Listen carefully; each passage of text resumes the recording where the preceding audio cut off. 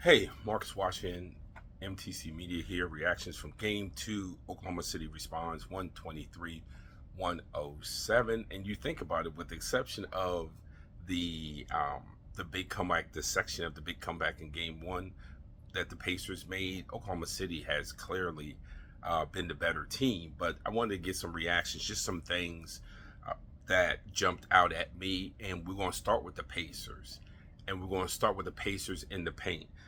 In the first quarter, the Pacers in the paint was 1 0 for 5. If we go out to the circle of the free throw line, which I know is outside the paint, they're 0 for 5. And on 2 pointers in the first half, they were 2 for 7 from the 2 point line. Whereas you can see Oklahoma City early on in the first quarter, even though they weren't necessarily efficient in the paint, they were 4 for 9 in the paint, 4 for 10 from 2 pointers. You can see that commitment early on, and that's not somewhat surprising. But from Indiana's perspective, you need to be more efficient. Now, go to the Pacers in the fourth quarter. Now, I know a lot of people are going to say, well, in the fourth quarter,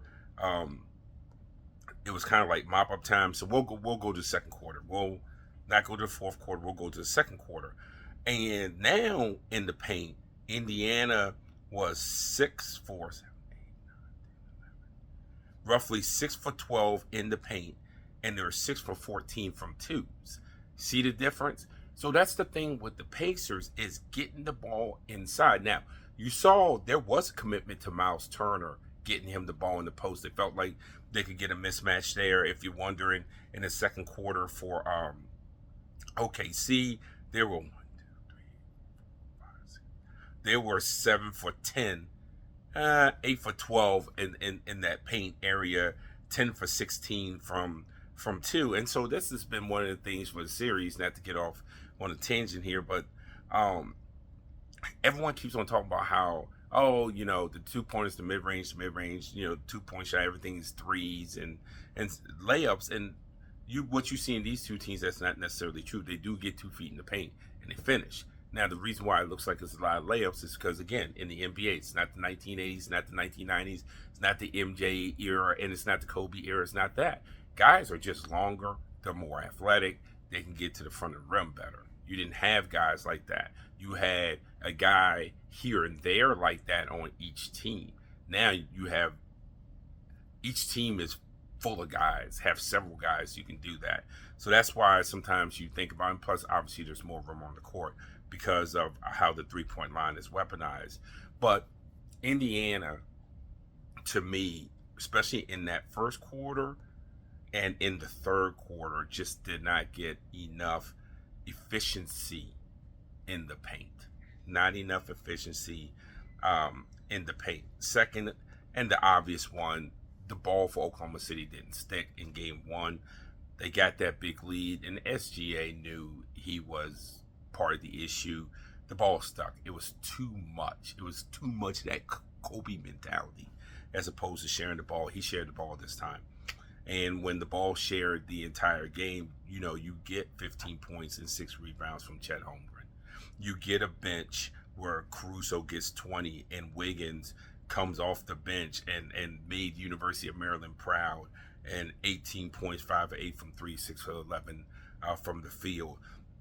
And that was because everyone got a touch, everyone got into the flow, everyone did those things. So instead of SGA having 30 plus shots, he gets 34 points. He does it on 21 attempts plus free throws, 21 official attempts plus free throws. So when the ball moves like that, you just get a different type of OKC. Now, if I'm concerned, if you're a Pacers fan and you want to grab something from this, and if you're a Oklahoma City fan and you want something to worry about, it is how Indiana scores in the second half.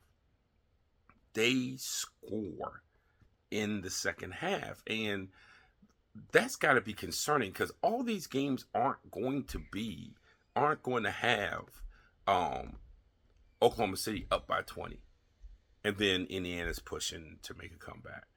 there's going to be times where that game is going to be a 6 to 8 point game. Could be 6 or 8 point game either way. And you can't have them coming back in the second half. In the third quarter, um, that was 33 points were scored um, by Indiana in the third quarter. 33 points. Now I know Oklahoma City got 34, but 33 points in the third quarter when Oklahoma City hangs his hat on defense. So you can't do that because that's going to come back to bite you in the fourth quarter. And again, I know a lot of this was mop up time. Um, Same thing. Uh, 33 points for Indiana, and for Oklahoma City it was 30. And I know some of that is non-consequential because how the game ended and where it was score wise. But Indiana responds every time Oklahoma City gets a big lead. They didn't respond to get a win last night, but they respond every time. And that is concerning as this series shifts back to Indiana. And like I said, now we got to see what OKC is like when they're not up by 20, when they're not up by 16, when they're not up by 18, when they're not up by 22. And see in the second half when these possessions are going to count more, can they get that defense that they've gotten? Because I just don't feel like they can outscore Indiana the entire series. That's just, and you already gave one away. Giving away game, ask the Knicks. Giving away game one when you have a big lead at home, it's just not the way to go. So OKC has to find a way to respond in game three. I think game three is more important for OKC than it is for the Pacers, because they got to immediately get that home court advantage and not get to game four saying, shoot, we got to get it. We got to get one here in Indiana. So those are my reactions to game two of the NBA Finals. This is Mark Watching MTC Media.